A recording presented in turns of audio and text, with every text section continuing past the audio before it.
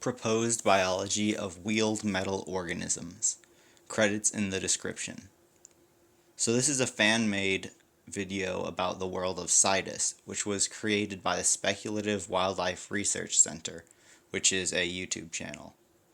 So the events described in this video take place on a planet much different from Earth, and if you guys haven't seen the videos, those will be in the description. But basically what it is there is a planet and there are self-replicating crystalline or metallic structures, and they will grow using chemical reactions and emit waste. And so you can have multiple of these, and some of them would use the waste of the other ones. So eventually you could combine them, and then you could get more complex interactions like a cell. So it should be noted what I'm about to say in this video is completely non-canonical for the world. I was just doing this after asking permission if I could do this video. I went on and asked the Speculative Wildlife Research Center, and the guy was like, yeah, sure. So this is what I'm going to be talking about. So basically, the crystalline and metallic structures are self-sustaining chemical reactions which have the main base, which is different metal components, and you can form different organisms and structures out of these. So then what you can do is they could form plant-like structures as shown in the video that was made. Well, I guess both the videos that have been made so far as of making this video.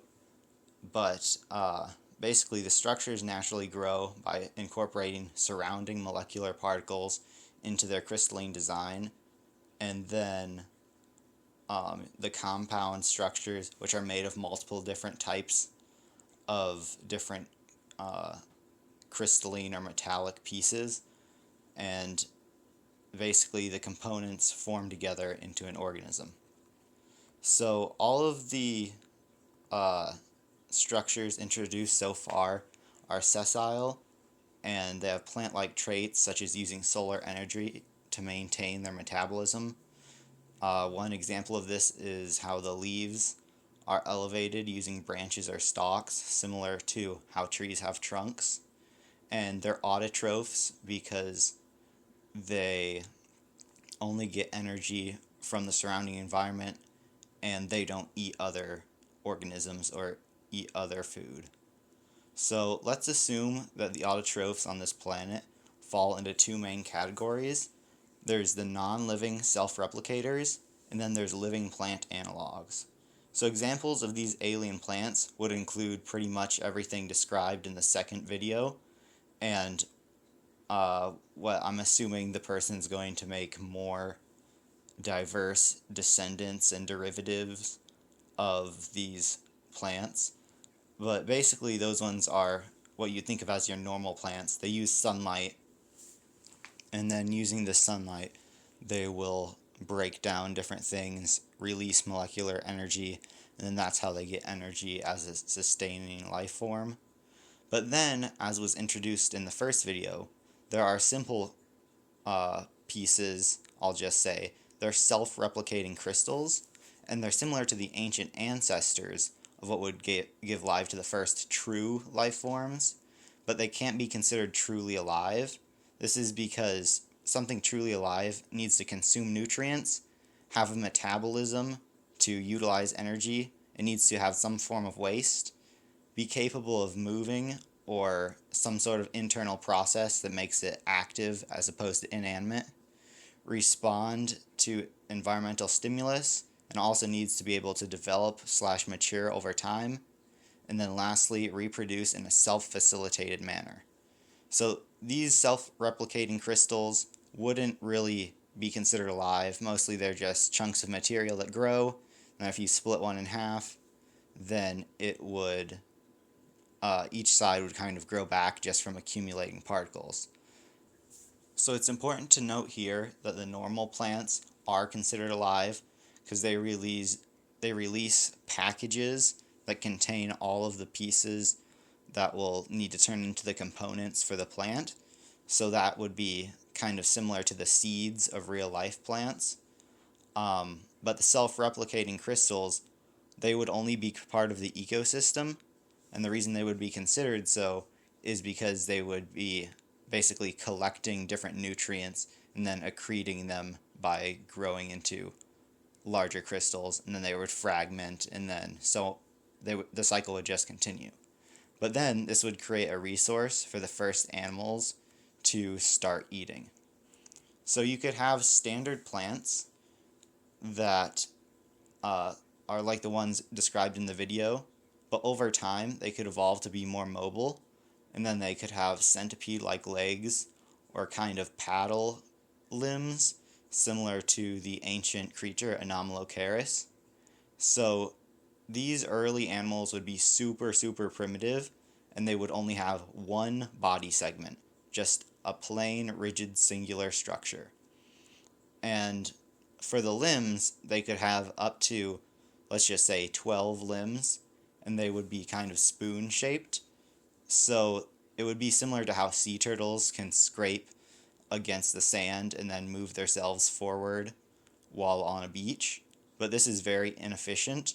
So what could happen is that the limbs, because they have slots where they come out of the main body, instead of the slots being horizontal, they could have more of a diagonal angle. And then this way, the organism could raise some legs, and then that would push it forward, and then that would repeat and repeat, and that's how they would walk in a straight line. But then this poses another problem. How would they be able to change direction?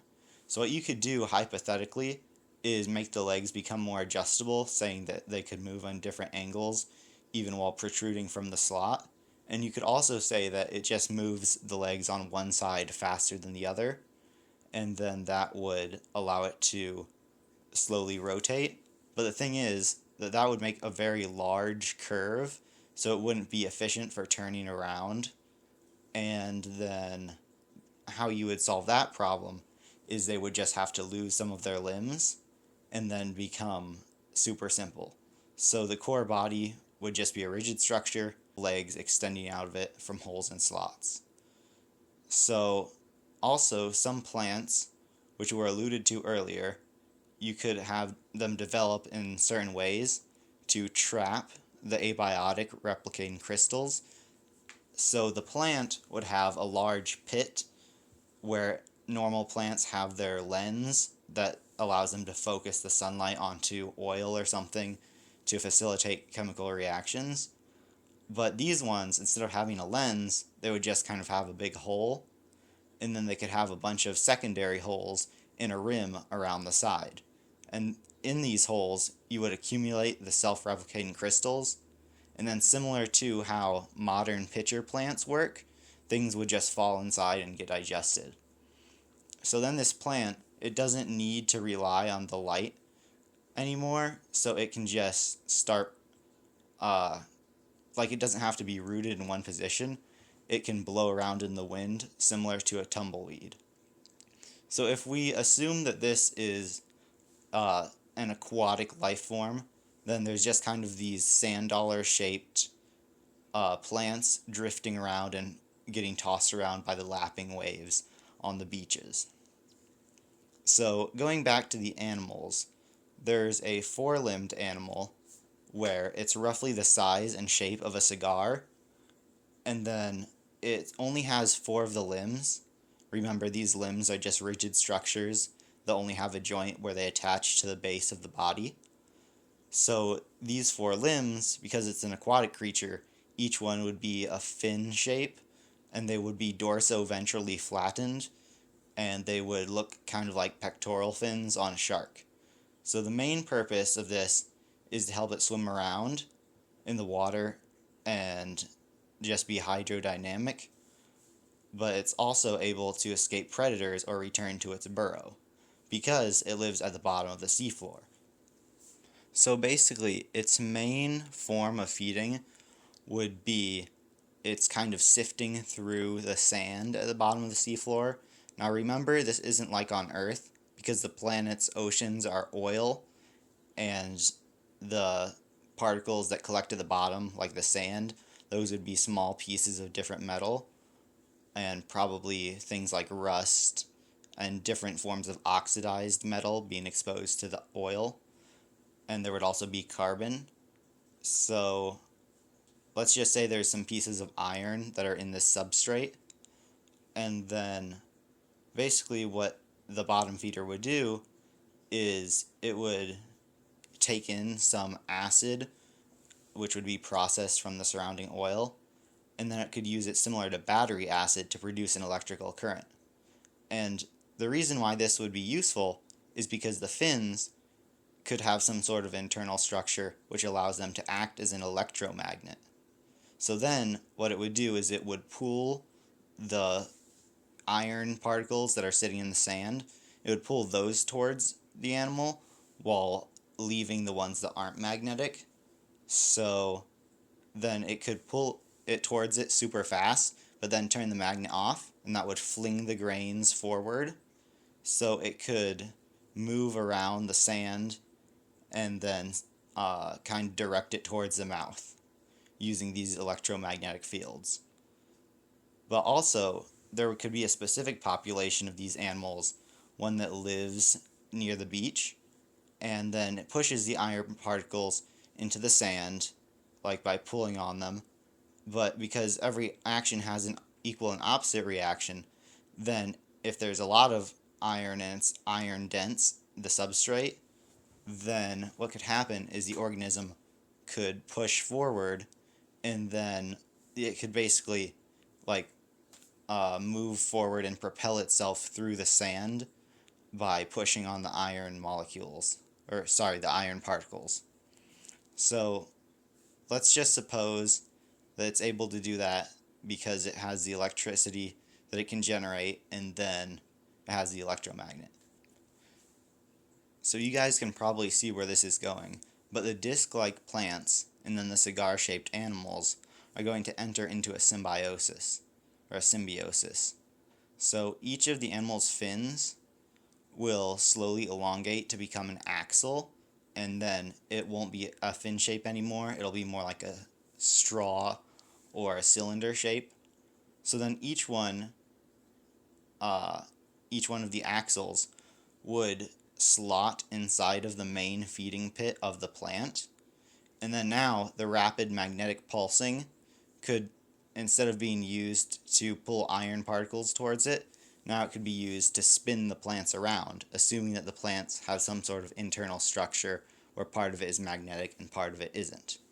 So this creates the first wheeled animals, which are able to go up onto the beaches. So the reason that this is still problematic is because the animal with its fins, or now its axles, poking into the mouths of the plants, its feet are constantly being digested, so it has to be regenerating those pretty much all the time. But what can happen is they can evolve the ability to secrete different nutrients out of tubes in the feet, and then the nutrients will be deposited into the wheel's feeding cavity, and then now that it's more of just feeding the plant through a straw, then they can enter into a closer symbiosis where the wheel would begin to interlock and kind of wrap around the axle, which would have a flange at the end. So oil can also be secreted along with the nutrients, because then this lubricant is able to avoid wear and tear on the wheels, so they're not constantly grinding. And then the axles also become more adapted for mobility. They're able to move up and down and side to side to position the wheels in different formations, and then that's how it would be able to steer. So this newly created car creature would be considered a symbiosis because the animal part is benefiting by being able to move around, and then it's able to find food, while the plants are benefiting by gaining movement. So you may be wondering, how is it advantageous for a plant to be able to move? Well, remember, these plants are more predatory. They're kind of like the carnivorous plants of Earth. So the secondary digestive holes, which are in a circle around the main one, those would be in contact with the ground as the compound creature that's the animal and the plant wheels. Basically the holes for intaking food would constantly be in contact with the ground, so then that allows them to pick up more nutrients. And this isn't really necessary once you have the tubes inside to distribute nutrients from the main body to the wheels. And then that's why modern animals, it's considered primitive if they still have the holes on the wheels, because most animals have lost them just because they're redundant and not needed. So the holes on the wheels, now that they're closed up and not considered feeding cavities, they can become different things to grip onto the dirt, similar to treads on tires. So one important thing to note is that at this point the wheels are completely symbiotic with the main body or the car part. And the reason why that is because the wheels will reproduce at the same time as the main body, and then the newborn body, because it has the magnetic ability, it can just hold on to the wheels until they fully enclose the axle knob, which will then allow it to roll away.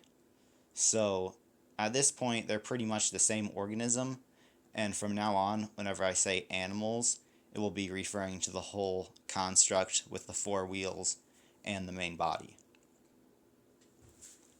So as these wheeled creatures start moving away from the ocean, then they're able to diversify and take on different ecological niches. And the reason why this is because just of the natural way that natural selection and evolution work would be that some of them would get bigger, some of them would get smaller just due to random mutations, and this would allow them to change, and then different environments could cause more traits to become advantageous than others, and then that would just be how natural selection would take over. So now that they're on land, they can't really feel vibrations through the ocean, through the oil, so now they need eyes. So what you can do is you can have a silicate lens, and that would be magnifying, kind of like on a magnifying glass, and then it would have a chamber directly below it, or directly behind it, and then this chamber is filled with small slivers of metal, and because metal shrinks in the cold and expands when exposed to high temperatures, then the magnifying glass can create a small beam of light, and then the metal slivers will be so small that they will be affected by this light hitting them, and then that will heat them up or cool them down. And then based on which ones are heated up and which ones are cooled down, because they contract and expand, then the animals can tell what direction the light is coming from.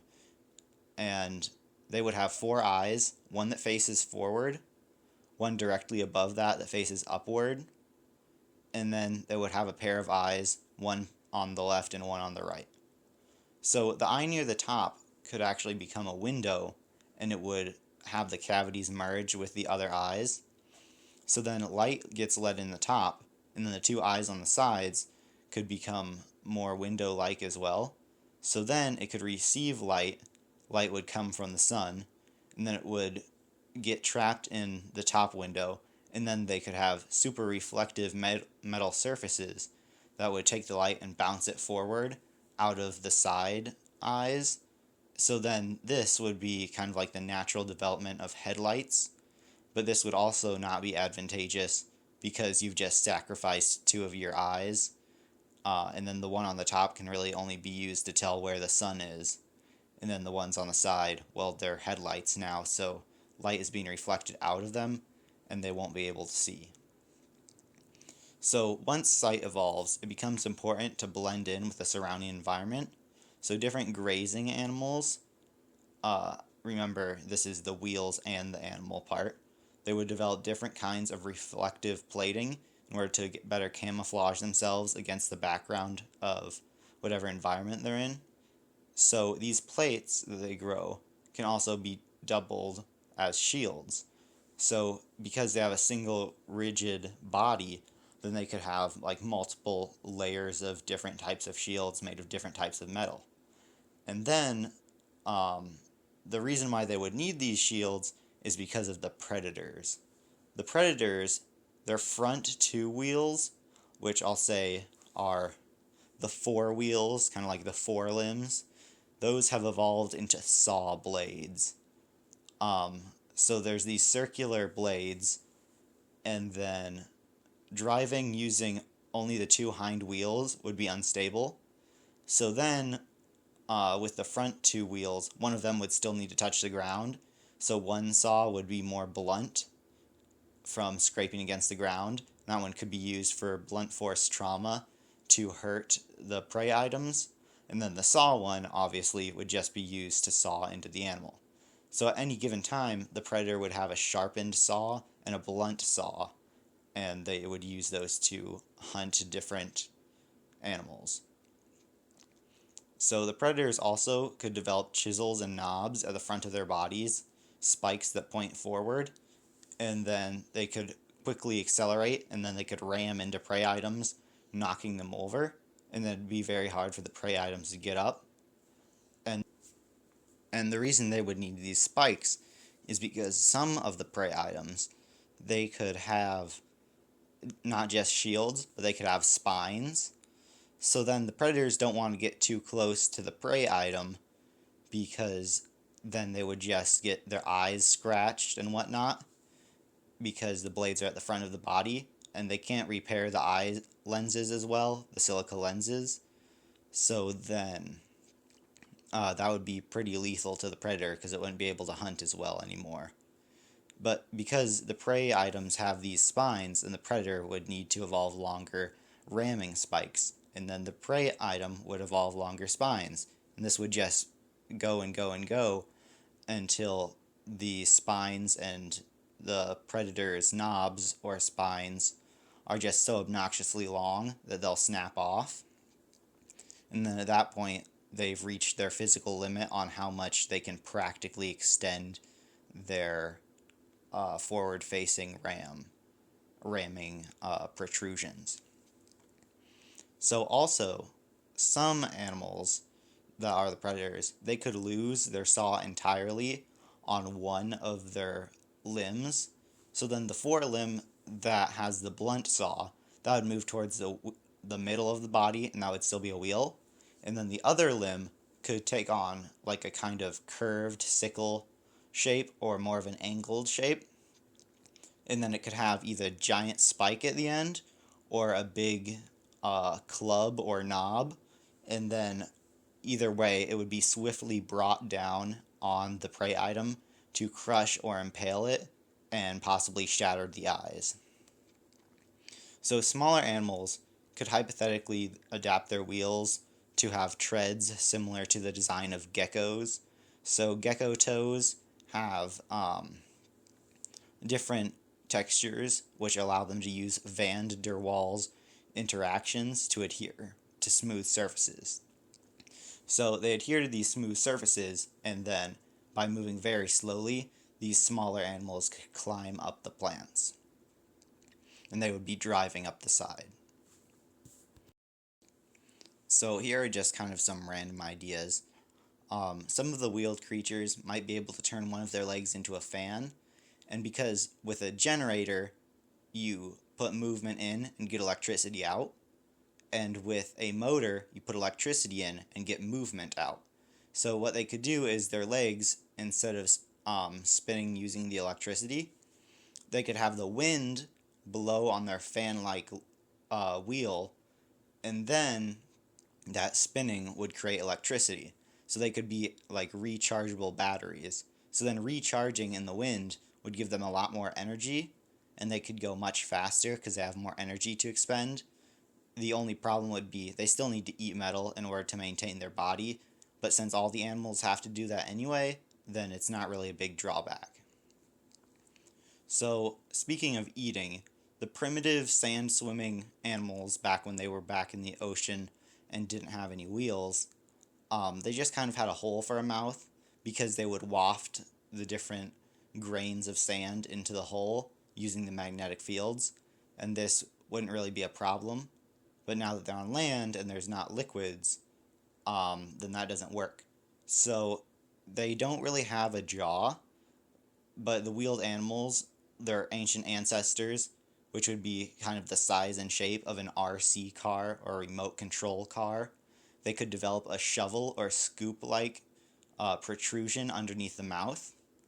And then because they can angle their axles up and down, then they could tilt the front of the body forward and then scoop something up, and then tilt the back of the body towards the ground and the front of the body upward, and then it would fall into the mouth.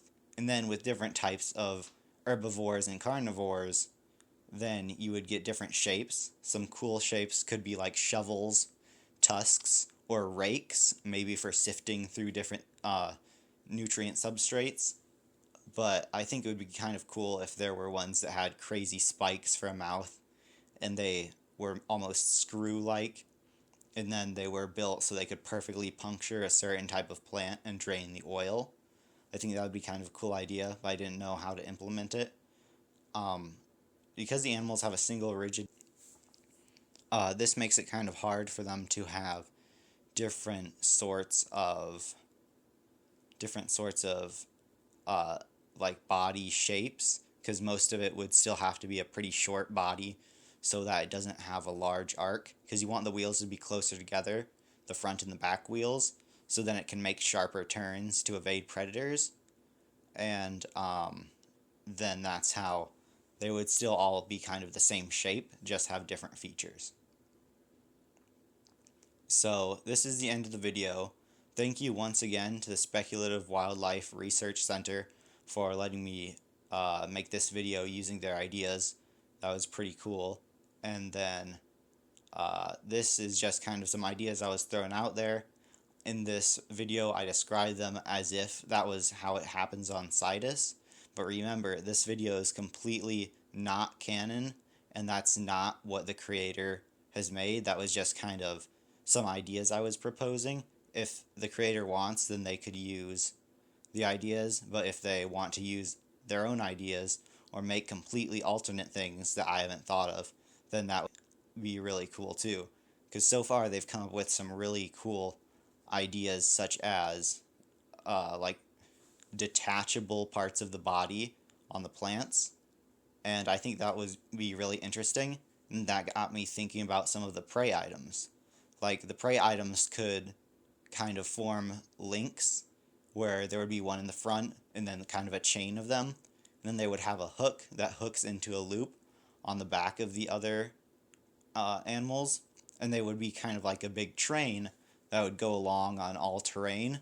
But then as soon as a predator comes and a carnivore is trying to eat them, then they could quickly unhook and just scatter. So I thought that would be kind of a cool idea. And then also what I was thinking was you could have different shapes of the body that have fins or plates on the side, kind of like Ankylosaurus or Stegosaurus. And then using those, what you could do is you could have some of them form into fins where animals could go back into the water, and then their wheels could develop paddles similar to on steamboats, or they could develop into propellers as a method of underwater propulsion. I said underwater, but what I mean is in the oil oceans. And then also what you could do is have some that could kind of evolve like wings for gliding, but I think it would be kind of hard for them to turn themselves into drones or helicopters, because that would require an intermediate stage, and there wouldn't really be an intermediate stage that I thought of that could work. But since they have 4 wheels, if each wheel was a propeller and it pointed upward, then you could have sort of drone animals, and I thought that would be cool, but that was just an idea I had and didn't implement. So that's all for now, and again, thank you to the creator for letting me use their ideas and publish this video.